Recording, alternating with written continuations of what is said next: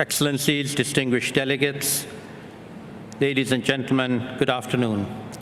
It's a pleasure to join you today on behalf of the Race to Resilience campaign and communities around the world, including my own in Bangladesh, who are already living with the impacts of a changed climate. We know the scale of the challenge we are facing. It doesn't matter where you live or where you govern.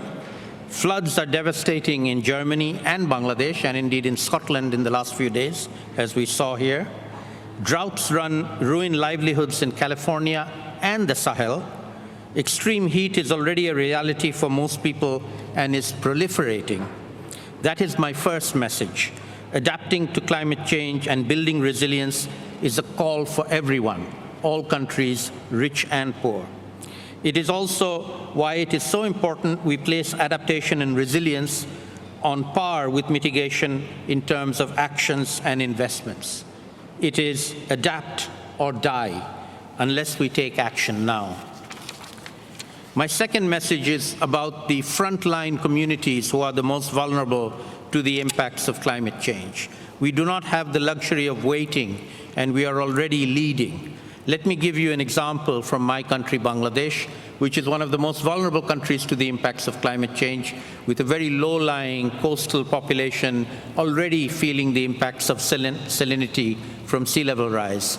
But they are not sitting idle. They are taking actions. Farmers are growing salt-tolerant varieties of rice. We have one of the best cyclone warning and evacuation systems in the world, and people are taking actions themselves. We need to build on these stories, and there are many, many more in other vulnerable developing countries where we can share knowledge and support locally led adaptation to climate change. The good news is that this is happening. To support the efforts already underway by non-state actors, the COP26 president helped launch the Race to Resilience. This has mobilized a global coalition of partners who are taking action to build the resilience of urban, rural, and coastal communities in over 100 countries. Their actions will reach over 2 billion people who are exposed to climate hazards and help regenerate systems of nature which are vital to both mitigation and resilience. But underneath the big numbers, though, there are many stories like the one I just spoke of in my country, Bangladesh. So my second message is that we all need to support these efforts of the bottom-up, local-level actors and adapters, to finance them, to give them the necessary skills and support to reach them so that they can be the agents of change themselves and not just depend on charity from others. We now have the chance to learn lessons from the past 2 years, particularly the COVID-19 pandemic, and to build resilience that is interconnected, both on the public health side as well as on the climate change side, to make sure that we are adapted to and resilient to climate shocks. This is not only the morally right thing to do, but also the economically smart thing to do. So, delegates, I'd like to leave you with one closing message, a last word. I was asked to think of what my last word would be, and my last word is the word gobeshona. It is a Bangla word in my language. It means research, but it also is the name of an alliance of local-level adapters, not just in Bangladesh, but in many other developing countries, and indeed in developed countries which are also suffering the impacts of climate change. It's an alliance, it's a network, and I would invite you to learn the word and to get to know more about it. Before I end, it's my great pleasure, and I'm greatly delighted to introduce the next speaker, who is Kristalina Georgieva, the Managing Director of the International Monetary Fund, and more importantly than that, as far as I'm concerned, an old friend, and also the former co-chair of the Global Commission on Adaptation and a great champion of adaptation in developing countries. I'd like to yield the floor to Kristalina Georgieva. Thank you. Thank you, Madam President. Thank you very much, Saleem. Because we failed to cut emissions on time and scale necessary to protect our beautiful planet, adaptation needs are going up and up and up. For developing countries alone, in this decade, they are to spend somewhere between 140 and 300 billion.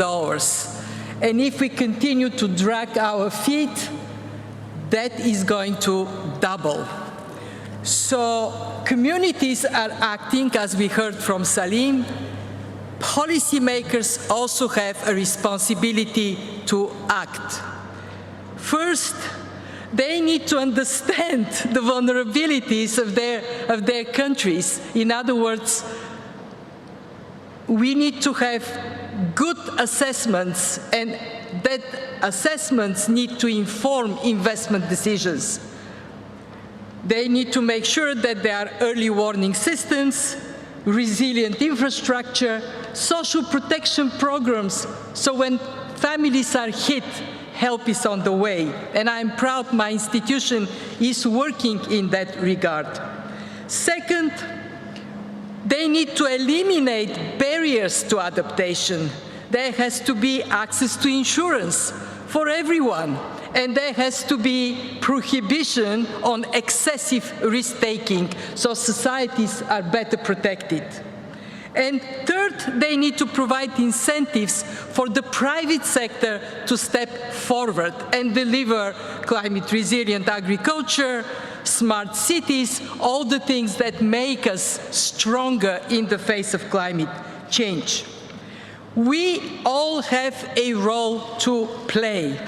In my institution, the IMF, we work with vulnerable countries to help them assess their risks and put in place strategies to mitigate them. And most recently, we have received support to create a new financial instrument. We call it Resilience and Sustainability Trust. It will be there to provide long-term financing on concessional terms to vulnerable countries, small island states, countries affected by droughts and floods, so they can have the financial resources necessary to be strong in the face of climate shocks to come. I am proud that we put adaptation on equal footing with mitigation in our work, as did the World Bank, and I know next speaker would be the World Bank president. Thank you.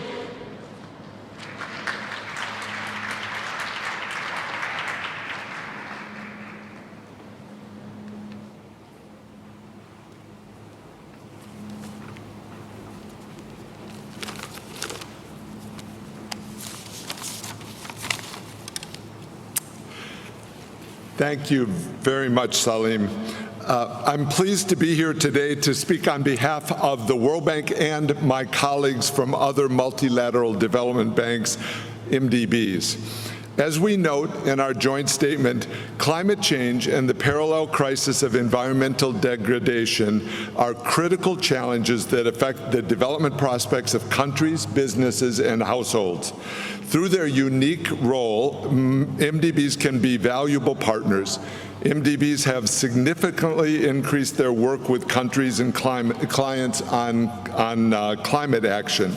In 2020, MDB climate finance reached $66 billion, of which $38 billion was for low and middle income countries. For many countries, especially the poorest, adaptation will be even bigger challenge than the reduction of greenhouse gas emissions. MDB adaptation finance to low and middle income countries increased from $5 billion in 2015 to $13 billion in 2020, of which World Bank Group financing provided $9 billion. Many of the MDBs have announced the alignment of their financial flows with the goals of the Paris Agreement. MDBs are working to develop methodologies for this alignment and to encourage development finance institutions towards similar alignment.